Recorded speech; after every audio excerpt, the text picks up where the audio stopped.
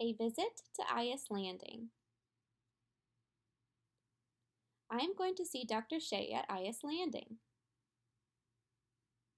I will be meeting with Dr. Shea. She is kind and fun and is excited to meet me. She is going to give me puzzles and games to see how smart I am. When I arrive, I will walk into the lobby while I'll say hi to Dr. Shea. Dr. Shea and I will go into a quiet room that looks like this. It will be quiet and comfortable. Dr. Shea is going to show me pictures and play with different materials. I'm going to try my very best when Dr. Shea asks me to do those things. If I'm feeling tired or frustrated, I can always ask for a break.